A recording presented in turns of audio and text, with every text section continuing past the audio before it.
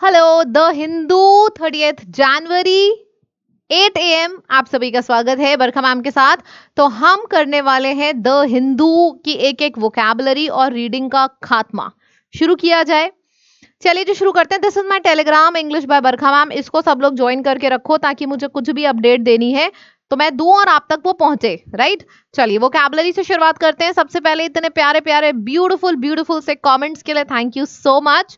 मुझे बहुत अच्छा लगता है देख के कि आप लोग भर भर के कमेंट्स कर रहे हो। मुझे बहुत अच्छा लगता है लिटरली ये सब देख के। चलिए शुरू करते हैं वोकैबुलरी। पहला वर्ड है रिप्लीट। रिप्लीट का मतलब होता है जब कोई चीज भरी हुई होती है पूरी तरीके से ठसाठस, यानी कि फुल, अबंडेंट, ओवरफ्लोइंग। इसको हम और क्या बोल सकते हैं? बहुत ज्यादा भरा हुआ है, एम्पल बोल सकते हैं। और क्या बोल सकते हैं? मेरे साथ लिखो, मेरे साथ लिखो, मेरे से ज्यादा स्पीड में लिखो आप लोग, ठीक है। एम्पल हो गया, फिर हो गया बाउंटीफुल, फिर हो गया प्लेंटीफुल। बाउंटीफुल, प्लेंटीफुल, एम्पल और replete. Replete it's a very nice word. Copious, ये भी बहुत प्यारा वर्ड है, ये भी एग्जाम्स में भर भर के पूछा जाता है। कोपियस वर्ड हम कैसे याद करेंगे? कॉपी भर भर के नोट्स लिखे हैं, कॉपी भर भर के नोट्स लिखे हैं, कोपियस हो गया, ठीक है, क्लियर है। फिर आ जाएगा अबाउंडिंग। अबाउंडिंग, क्लियर है।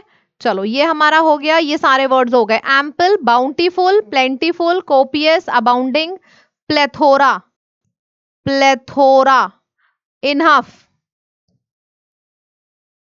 ये भर भर के याद कर लो। रिप्लीट, इसको ऑपोजिट हो जाएगा कम। एम्प्टी है, खाली है, lacking, devoid of something. Void हो चाहे डिवॉइड हो, इसका मतलब होता है खाली। Void of something, devoid of something, right. Next word आ जाता है अल्बीट। अल्बीट का मतलब होता है हालांकि, दो, ऑल दो। मैंने कहा अल्बीट मतलब कि ऑल दो। ऑल दो मैं लेट थी, अल्बीट आई वॉज लेट, ठीक है। तो ये हो जाएगा हमारे पास हालांकि। अच्छा, मेरे को एक सेंटेंस बना के दिखाइए सभी लोग। सभी लोग एक सेंटेंस बना के दिखाओ फटाफट, क्विक। आल्बीट वर्ड से एक सेंटेंस बना के दिखाएंगे सभी लोग। नाइसली नाइसली पूरा भर दो, दो, ऑल दो। सोचो सोचो, सिंपल है। सेंटेंस बनाइए और ऑल दो या दो की जगह पे अल्बीट लिख दीजिए। ये वाला जो वर्ड है ना, ये क्लोज टेस्ट रीडिंग कॉम्प्रिहेंशन में भर भर के पूछा जाता है। कॉन्क्रीट का मतलब होता है ठोस। जैसे मैंने बोला ये टेबल, ये टेबल क्या है? कॉन्क्रीट है। ये फोन क्या है? कॉन्क्रीट है। पानी, पानी इज नॉट कॉन्क्रीट। जब कोई चीज ठोस होती है ना तो उसको कॉन्क्रीट बोला जाता है, ठीक है। Tangible, real, definite. Next word है फॉर्मिडेबल। फॉर्मिडेबल का मतलब होता है बहुत ज्यादा भयंकर। मैंने बोला फॉर्मिडेबल, फॉर्मिडेबल नॉलेज है, मतलब उसको भयंकर नॉलेज है इंग्लिश की। बात समझ में आ रहा है? समझना। फॉर्मिडेबल का जो वर्ड है इसका मतलब होता है इंस्पायरिंग फियर और रिस्पेक्ट। मतलब कि फॉर्मिडेबल वर्ड पॉजिटिव सेंस में भी इस्तेमाल किया जाता है और नेगेटिव सेंस में भी। मैंने बोला उसका गुस्सा बहुत भयंकर था, तो एंगर वॉज फॉर्मिडेबल। मैंने बोला उसकी नॉलेज बहुत फॉर्मिडेबल है, मतलब भयंकर नॉलेज है, तो पॉजिटिव हो गया। तो फॉर्मिडेबल पॉजिटिव और नेगेटिव दोनों सेंस में यूज किया जाता है, दोनों तरीके से यूज किया जाता है फॉर्मिडेबल वर्ड, ठीक है, मतलब भयंकर, भयानक, ठीक। चलिए फिर आ जाएगा, हाँ वही, intimidating, something that is powerful, something that is impressive. बात समझ में आ रही है? तो भयंकर, पावरफुल, इंप्रेसिव, ये हो जाता है फॉर्मिडेबल। और ये मतलब अगर मैंने बोला फॉर्मिडेबल एंगेजमेंट है दोनों के बीच में, मतलब इन दोनों कंट्रीज के बीच में गजब का एंगेजमेंट है, भयंकर एंगेजमेंट है। ऐसा एंगेजमेंट कि दूसरे देख के डर जाते हैं। तो डराना पॉजिटिव और नेगेटिव दोनों सेंस में होता है, ठीक है। जैसे हमने बोला डायर, ड्रेडफुल, ठीक है, फियरफुल। तो ये सारे जो शब्द होते हैं ये डराने के लिए इस्तेमाल किए जाते हैं, ठीक है। और बताओ, डराने वाला शब्द बताओ। Fierce, dire, dreadful, fearful, daunting, fierce, formidable, भयंकर, भयानक, ठीक। चलो आगे से याद रखना। सॉलिडारिटी का मतलब शब्द में ही देख लो, सॉलिडारिटी का मतलब होता है सॉलिड। सॉलिड है, मूव नहीं कर रहा है। लिक्विड हाथ में लोगे नीचे बह जाएगा, गैस तो आप टच ही नहीं कर सकते। तो solid is also something that is ठोस, ठीक है, बहुत मजबूत। सॉलिडारिटी, मजबूती, ठीक है, एकता, यूनिटी। और क्या हो सकता है? दो लोगों के बीच में आपस में क्या है? पीस है, लव है, हार्मनी है।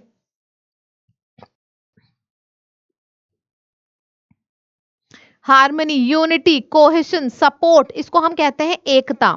ठीक है, आप इसको बोल सकते हो हार्मनी है, कोऑपरेशन है, कोहेरेंस है। को वाले वर्ड लिख दो, कोऑपरेशन है, कोहेरेंस है। तो cooperation, coherence, harmony, ally, solidarity, cohesion, support, unity, ये सब आ जाएगा। ठीक है, ऑपोजिट क्या हो जाएगा? एक तरफ यूनिटी की बात हो रही है, दूसरे तरफ डिवीजन की, अलग अलग। अलग अलग की बात होगी, डिवीजन हो गया, सेग्रीगेटेड हो गया। डिवीजन है, सेग्रीगेटेड है, अलग अलग। डिसअग्रीमेंट है, डिस्कॉर्ड है, फिर डिसेंट है। तो इन सब का मतलब हो जाएगा अलग अलग। Division, segregated, discord, dissent, disagreement, अलग अलग। ठीक है, एलियनेटेड, एलियन, मैं तुम्हें जानता ही नहीं हूं, एलियन। ठीक, तो एक तरफ अलग अलग आ रहा है, एक तरफ यूनिटी वाले वर्ड्स आ रहे हैं। नेक्स्ट है इंपेरियलिज्म। इंपेरियलिज्म का मतलब होता है extending a country's power. Extending country's power, जिसको बोलते हैं साम्राज्यवाद। मेरा साम्राज्य सबसे ऊपर है, जैसे फॉरेनर्स का नहीं था, इंपेरियलिज्म था वहां पे कि वो सबसे ऊपर है, बाकी सब उनके नीचे हैं, तो वो होता था इंपेरियलिज्म। इवैक्यूएट का मतलब होता है किसी को बाहर निकालना। सबसे पहले बाहर निकालने के लिए ई वाले सारे वर्ड्स कर लेते हैं आज। चलो, ई वाले सारे वर्ड्स कर लेते हैं आज, बाहर निकालने के लिए शुरू कर दो। 2-3 बार मैं 2-3 दिन से लगातार लिखवा रही हूं, अब आप करो, शुरू हो जाओ सभी लोग। क्या होगा? सबसे पहले तो ई एक्स वाले 3 वर्ड्स थे। एक्सपेल था, एग्जाइल था, एग्जॉडस था, है ना। फिर ई से क्या था? इजेक्ट था, इवेक्ट था। ईवी वाले 2 हैं, evacuate, evict, evacuate, expel, exile, exodus, eject, evict, evacuate और वेकेट। इन सब का मतलब हो गया बाहर निकालना। ठीक है, बाहर निकालना, किसी को डिपोर्ट करना, बहुत बढ़िया। डिपोर्ट हो गया, डिपोर्ट हो गया, डिपार्ट हो गया, डिपार्चर से डिपार्ट बना है, डिपोर्ट हो गया। ये सारे वर्ड्स बहुत ही ज्यादा बढ़िया हैं ये सारे वर्ड्स। मैं इसकी पिक लेके आपको एक टेस्ट में जरूर दूंगी ये वर्ड्स। देखो, मैंने पिक ले भी लिया। ऑपोजिट हो जाएंगे सब, मतलब एक जगह पे है, ऑक्यूपाइड, सेटल्ड, पॉपुलेटेड। ठीक है, दूसरा वर्ड है एवर्जन। एवर्जन का मतलब होता है जब आप किसी चीज से बहुत ज्यादा नफरत करते हो। नफरत वाले वर्ड्स लिखना शुरू कर दीजिए।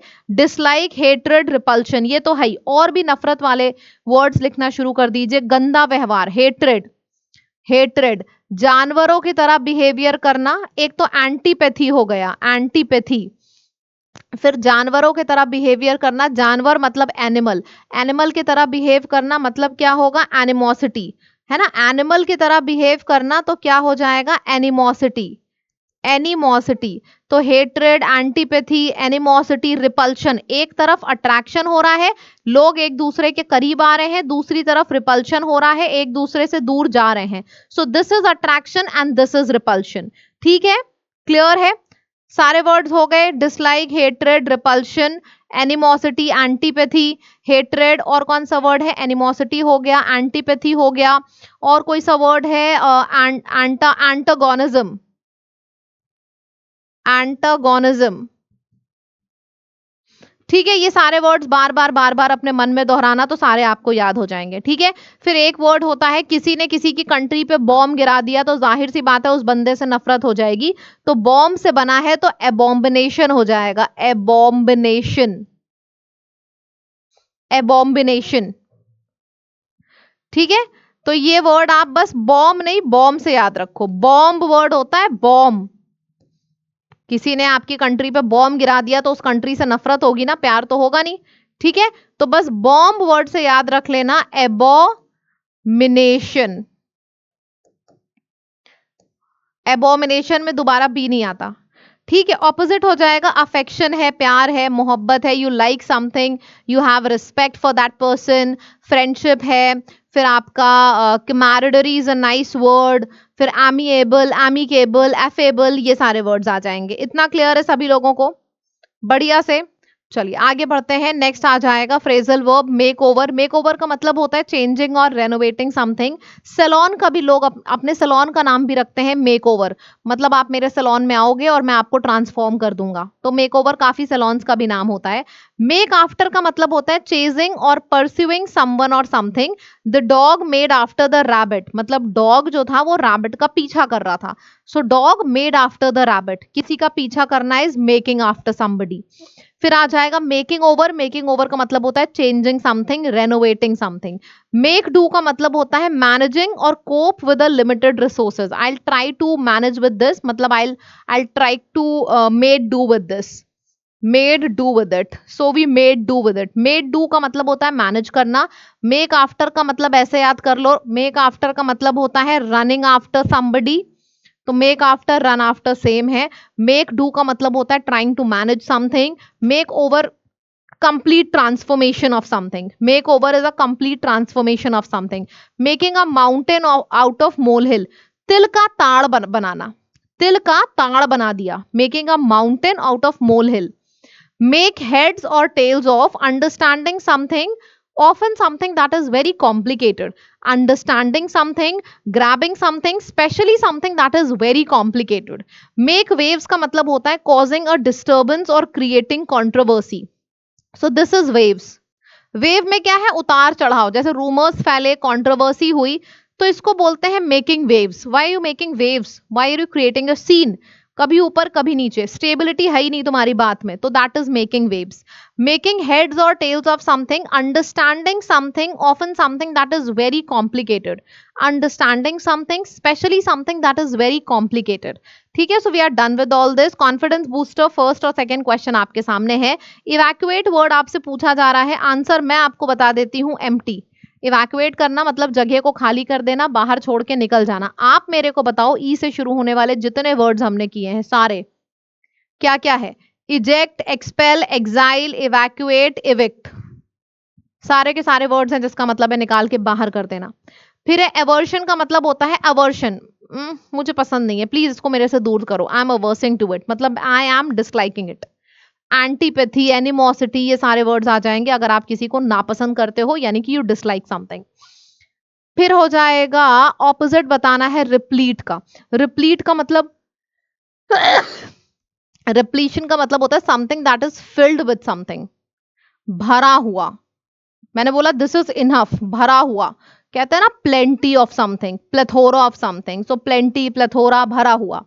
ठीक है, ऑपोजिट आपसे बोला जा रहा है तो ऑपोजिट एम्प्टी हो जाएगा। Which of the following is the opposite of the word concrete? Concrete का मतलब होता है सॉलिड, कॉन्क्रीट का मतलब होता है something that you can touch. Opposite क्या हो जाएगा? अब्स्ट्रैक्ट। ओके अगर अभी भी मेरी इंग्लिश की बुक नहीं ली है, वोकैब को ना डबल ट्रिपल पावर से कवर करना चाहते हो, वो भी 100%, तो आपको सोचो इंग्लिश किट में सिर्फ वोकैब नहीं मिल रही है। वोकैब तो आप मेरी देखते ही हो, रीडिंग तो आप डेली देखते ही हो, वोकैब और रीडिंग के साथ साथ ग्रामर की भी बुक मिल रही है आपको इंग्लिश किट में। और इंग्लिश किट आपकी 499 रुपीज के है, आपको लैब की ऐप पर मिलेगी। लैब ऐप पर जाना, वहां से सीधे इंग्लिश किट ऑर्डर कर देना, वहां से आपको मिल जाएगी। ठीक है, चलिए RC based on the Hindu, India with Indonesia, India और इंडोनेशिया के बीच का पैसेज है, Asian time to new faces, पुराने रिश्ते से लेकर अभी नए फेसेस तक क्या है, कैसा क्या है, ये सारी चीजें हम लोग पढ़ेंगे। सबसे पहले पूरा पैराग्राफ देख लो और इसका स्क्रीनशॉट ले लो, फिर मैं पढ़ाना शुरू करूंगी आपको। चलो, जो इंडोनेशिया के प्रेसिडेंट हैं प्रबोवो सुबियांतोस, वो इंडिया आए चीफ गेस्ट की तरह बन के रिपब्लिक डे परेड में। वॉज रेप्लीट मतलब वो भर चुके थे with the symbol of historically important ties. कह रहे थे ना कि जैसे आपने स्कूल में, कभी पुराने स्कूल में जाओ, आपको आप भर जाओगे नॉस्टैल्जिया की फीलिंग से, अरे यार यहाँ पे हम टिफिन खाते थे, अरे यार यहाँ पे तो हम लोग बैठ के बातें करते थे। तो वही जब इंडिया आए ना, तो अपने पुराने टाइज को सोच के ना बड़ा वो नॉस्टैल्जिक हो गए, दोनों कंट्रीज के बीच में जैसे पुराने टाइज थे। ठीक है, इंडोनेशिया के जो प्रेसिडेंट है वो इंडिया आए रिपब्लिक डे परेड में, और वो सारी चीजें सोचने लगे एंशिएंट टाइज, इंडिया के एंशिएंट टाइज के बारे में। तो ये सब हुआ अभी रिपब्लिक डे पे। Albeit although short on concrete outcome, यहाँ पे लिखा है शॉर्ट ऑन, जैसे मैंने बोला I am short of water, I am short of money, मतलब कमी होना किसी चीज की। तो वही यहाँ पे बोला जा रहा है, दोनों लोग मिले, अच्छे रिलेशन हुए, अच्छे बातें हुए, लेकिन शॉट ऑन कॉन्क्रीट आउटकम, लेकिन कोई सॉलिड चीज निकल के नहीं आई, कोई नई चीज जो शुरू हो रही हो इंडिया और इंडोनेशिया के बीच में, तो कोई कॉन्क्रीट आउटकम निकल के नहीं आया, वही बोला जा रहा है short on concrete outcome. India और इंडोनेशिया के जो एंशिएंट पुराने टाइज थे, that rest on trade and travel, वो ट्रेड और ट्रैवल के ऊपर डिपेंड करते थे। Spread of an adapted form of Javanese Hinduism, और एक ये रिलीजन था, Javanese Hinduism is a kind of religion that Indonesia and India we people share with each other, as well as the use of, और हम वैदिक scriptures और Sanskrit works का भी यूज करते थे। तो ये सारी चीजें, जवानिज्म, हिंदुइज्म और वैदिक स्क्रिप्चर, संस्कृत वर्ड, ये सारा कॉमन था, है ना, इंडिया और इंडोनेशिया का। तो this has given two countries, जिसकी वजह से दोनों कंट्रीज के बीच में भयंकर एंगेजमेंट हुआ। फॉर्मिडेबल एंगेजमेंट मतलब भयंकर एंगेजमेंट हुआ दोनों कंट्रीज के बीच में। इन द प्रीवियस सेंचुरी, पिछले सेंचुरी की बात है, it was their solidarity against the imperialism, दोनों ने मिलके इंपेरियलिज्म यानी कि फॉरेन पावर्स के अगेंस्ट फाइट किया था। इंडिया और इंडोनेशिया ने मिलके फॉरेन पावर्स के अगेंस्ट फाइट किया था पिछले सेंचुरी में, जिसकी वजह से इंडिपेंडेंस हुआ इंडिया का। और जो इंडिपेंडेंट इंडिया है, फिर उसने क्या किया, इंडिपेंडेंट हो गई इंडिया, फॉरेनर्स को बाहर भगा दिया। फिर इंडिपेंडेंट इंडिया ने सपोर्ट किया इंडोनेशिया के लीडर्स को फाइट करने के खिलाफ, किसके, डच के खिलाफ। मतलब इंडोनेशिया और डच का कंपटीशन होता था, हमेशा फाइट में रहते थे दोनों लोग। सो इंडोनेशिया डच से फाइट कर रहा था और इंडोनेशिया का साथ दिया इंडिया ने, वही चीज लिखी हुई है। प्राइम मिनिस्टर जवाहरलाल नेहरू ने इतना ज्यादा सपोर्ट किया इंडोनेशिया का कि इंडोनेशिया की लड़ाई डच से थी, तो जवाहरलाल नेहरू ने बैन कर दिया, मतलब डच की लड़ाई इंडोनेशिया से थी, लेकिन इंडिया इतना सपोर्ट करता था कि इंडिया ने भी बैन कर दिया डच के फ्लाइट्स कि भाई तुम इंडिया नहीं आओगे। और इंडिया ने मदद करी इवैक्यूएट करने में, मतलब इंडोनेशिया के प्राइम मिनिस्टर और वाइस प्राइम मिनिस्टर को इवैक्यूएट करने में, मतलब कहीं फंसे होंगे वहां से निकालने में इंडिया के प्राइम मिनिस्टर ने मदद करी। एक आर्टिकल द हिंदू जनवरी 5, 1950 में क्लियरली इंडोनेशिया के जो फर्स्ट प्रेसिडेंट हैं सुकर्नो, उन्होंने गजब का ग्रैटिट्यूड इंडिया की तरफ दिखाया था अपनी स्पीच में। 1950 में जो न्यूज़पेपर का आर्टिकल निकला था, उन्होंने गजब का अपना ग्रैटिट्यूड दिखाया था इंडिया की तरफ। अगर मैं आपसे बोलूं एक लाइन में समरी लिखो, लिख पाओगे? मैं तो लिख लूंगी, आप लिख पाओगे? तो इसमें क्या है कि जो इंडिया एंड इंडोनेशिया के बारे में बात हुआ है, ठीक है, कि ट्रेड और ट्रैवल के बीच में तो इनके टाइज हैं ही। पहले ये लोग कल्चर के बीच में कल्चर ये लोग शेयर करते थे, संस्कृत लिटरेचर शेयर करते थे, तो बहुत अच्छा रिलेशन था एंशिएंट में इंडिया और इंडोनेशिया का। मतलब इतना ज्यादा था कि जो इंडिया थी उसने इंडोनेशिया का पूरा साथ दिया डच के अगेंस्ट फाइट करने में। और तो और इंडिया ने डच के फ्लाइट्स को खुद इंडिया में भी अलाउ नहीं किया, और इंडिया ने यहाँ के इंडोनेशिया के प्राइम मिनिस्टर और वाइस प्राइम मिनिस्टर को इवैक्यूएट किया, मतलब कहीं फंसे होंगे वहां से निकाला। तो इन सब का ना 1950 के न्यूज़पेपर में फर्स्ट प्रेसिडेंट जो थे इंडोनेशिया के, उन्होंने इंडिया की तरफ ग्रैटिट्यूड दिखाते हुए बहुत बढ़िया स्पीच लिखी थी। मुझे पूरा पैराग्राफ याद है। अगर आपको भी याद है तो फिर आप एकदम सही ट्रैक पे हो। इस क्वेश्चन का आंसर करिए और बताइए क्या होगा। What was a key historical factor in the strong ties between India and Indonesia? They shared resistance against Dutch colonialism. दोनों अगेंस्ट थे, ठीक है। फिर आ जाता है what was the significant event that symbolized the solidarity between India and Indonesia during the 20th century? What was that event? India sending planes to evacuate Indonesian leaders. ये event था जिसके वजह से इन दोनों के बीच की जो यूनिटी है वो और ज्यादा बढ़ती चली गई।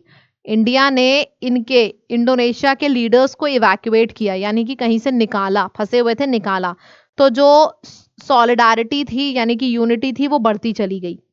ठीक है, चलिए दैट्स इट। आज 11 AM वाला सेशन जरूर करिएगा। सबसे पहले तो ये आपके पास लिस्ट है, इसमें से कोई भी 4 वर्ड्स उठाइए और इसको होमवर्क में कमेंट में करके बताइए। और कमेंट कैसे करना, जैसे ही क्लास खत्म होगी ये वाली तुरंत कमेंट कर देना सभी लोग, ठीक है। चलिए आज 11 बजे वाली लाइव क्लास जरूर करिएगा, उसमें मैं एक नई सीरीज का अनाउंसमेंट करने वाली हूँ। और नए स्टूडेंट्स चैनल को सब्सक्राइब कर लो। इसी तरीके से सारी वोकैब आप खुद से लिखोगे, जैसे मैं लंबी लंबी लिस्ट लिखती हूँ ना, वो लिस्ट आप लिखने लगोगे। तो चैनल को सब्सक्राइब कर लीजिए और डेली 8 बजे द हिंदू का सेशन जरूर जरूर जरूर से देखिए, ठीक है। और बढ़िया से पढ़ाई करिएगा। इस सैटरडे मैं आपको पहले से ही बता दे रही हूँ, मैंने सोचा था सरप्राइज दूंगी, पर इस सैटरडे आपका मैं टेस्ट लेने वाली हूँ। ऐप के ऊपर बहुत टाइम से टेस्ट नहीं हुआ है, 2-3 सैटरडेज मैं लगातार टेस्ट लूंगी आपकी परफॉर्मेंस देखने के लिए। तो इस सैटरडे भी आपका टेस्ट लूंगी, नेक्स्ट सैटरडे भी आपका टेस्ट लूंगी, ठीक है। तो ध्यान से पढ़ना, जो भी मंडे टू फ्राइडे पढ़ाऊंगी उसी का टेस्ट होगा सैटरडे को, तो बढ़िया से पढ़ना है ध्यान से, बिल्कुल। हाँ, बाय बाय।